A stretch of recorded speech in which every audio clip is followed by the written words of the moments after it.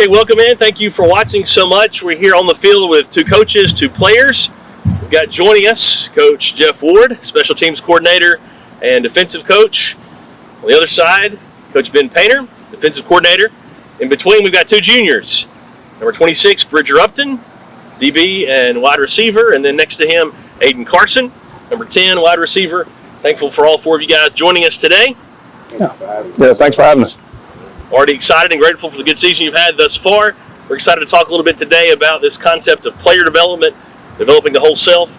So let's start with you, Coach Ward, and talking about one of the important roles you play as you lead what's known as the Men of Iron. Tell us what that is and what you do as a part of it. Men of Iron is something that we hold every Friday. And basically what that is checking our young men to one day be men. And making sure that they're going to be sharpened for when it's time for them to hit the world. And one thing that I can say that we talked about this year is relationships. Coach, I put a big deal about relationship line on how we all can stay connected. And one thing that God put on my heart to talk about with the relationship with Him. You know, first, that's when anything and everything starts with is a relationship with Him. And so we have been going each week. We have been given the quality of a relationship. You know, honesty, compassion, empathy, small things like that these young men can understand that it's more to a relationship other than what they see of this world. But the best way to start a relationship is always starting off with God. Okay, fantastic. Glad to hear that. Coach Panter, you lead the C.A.T journey. Yeah. Tell us quickly what that is and your role as a part of it. Yeah, I've been doing that since we've been here. It's been a great thing for us. It's a C.A.T journey. The acronym stands for Care About Tomorrow. And what we do is we take a little bit of character education. We try to develop these players in character education and in our faith.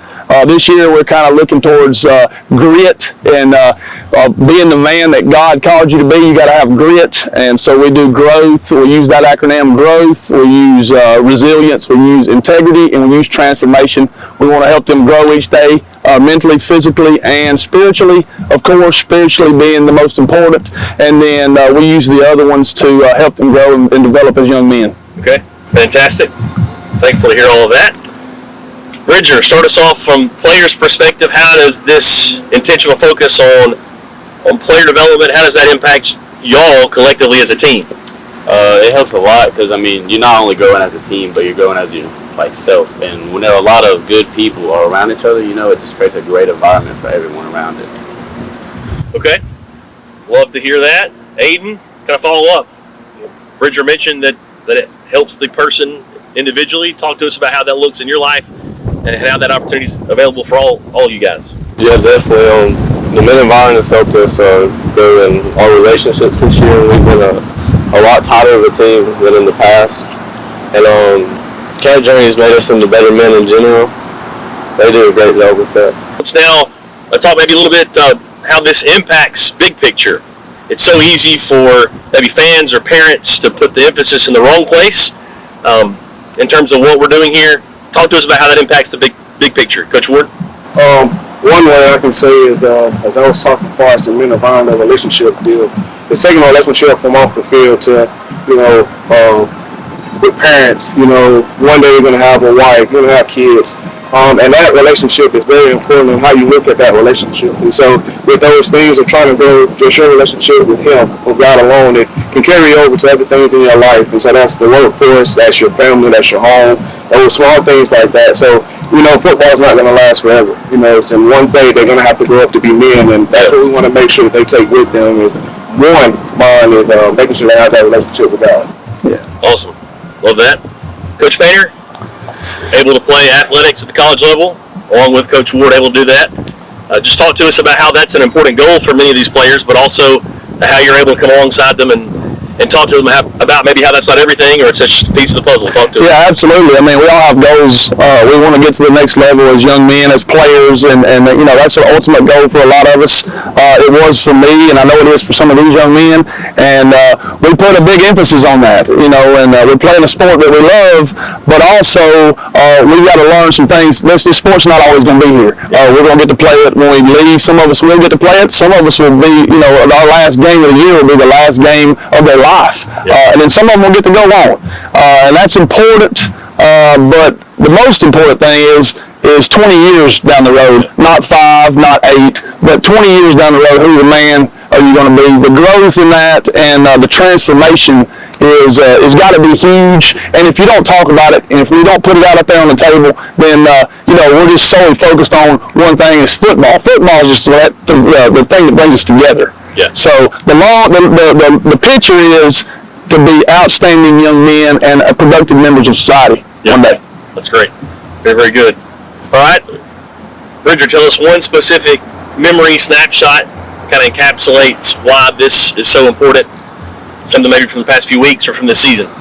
I mean, it helps a lot because, whenever you mess up, you normally get down on yourself, but then you look at your coaches and you just see that they have confidence in you to get back in it. I remember, I feel like I let up a big play, Soldier Week, on a touchdown, and I came back and I tried to play at the same intensity, like a higher intensity, because I let a big play. And I seen that all the coaches and every single player had confidence in me to get back at it. Very good. Aidan, what about you? Is there a single moment, snapshot you could say, hey, this is when this stuff really pays off? I was in practice one day and I wasn't really looking at a guy, and he hit me and he knocked me down, and I was a little upset. And Coach Ward came and grabbed me and he said, like in life you're gonna get knocked down, and you have to get back up, and you have to go back harder than before, and you can't whittle away and just cower down. Cool. Love to hear that. That's great. Well, thank you again for your time, and again, congrats on what's been an enjoyable season so far. We're looking forward to seeing it continue, and hope that you have a legendary finish these last few games. Let's look at the camera. We'll close this out. I'll count to 3. 1, 2, 3. Go Cats!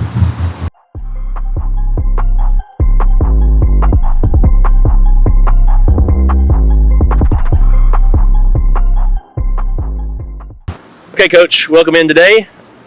Let's talk about the importance of the phrase legendary finish, an important part of your process. How does that look now? How does that apply to finishing out the season?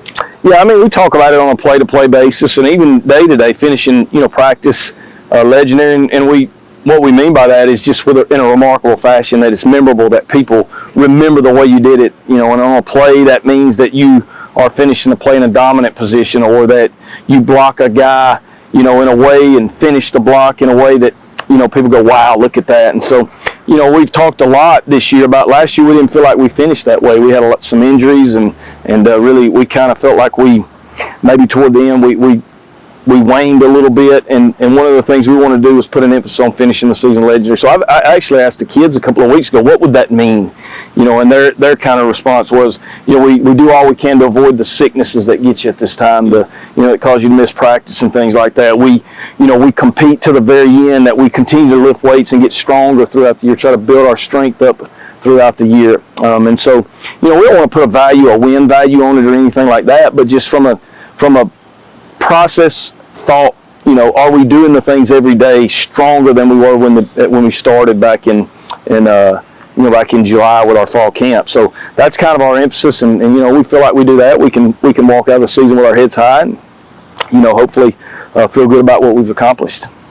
Okay, so the final regular season matchup is on the road in Arley against the Meek Tigers. Mm-hmm. Close out the season. Talk to us about that matchup. Yeah, it's just last year, of course, phenomenal year for them, and it's amazing what those coaches, Coach Evans was part of that staff and now the head coach, but what they've done from bringing that program from 1-9 to really winning a couple of games a year to now they're a perennial playoff team and with a chance to go deep. So what a challenge it is for us. We're excited about playing those guys, and again, last year they came over here undefeated and beat us, and so hopefully our guys will use that as maybe a little bit of motivation and to try to kind of right one of those wrongs, and like we talked about, finish strong. That's our 10th game of the regular season, to really attack that game and play it just like it's a first round playoff game, because that's what our opponent will be. They'll be a formidable opponent. So all right, well, we look forward to it. Hope that you'll join us on the road in Arley. Coach, close us out. Yep, go Wildcats.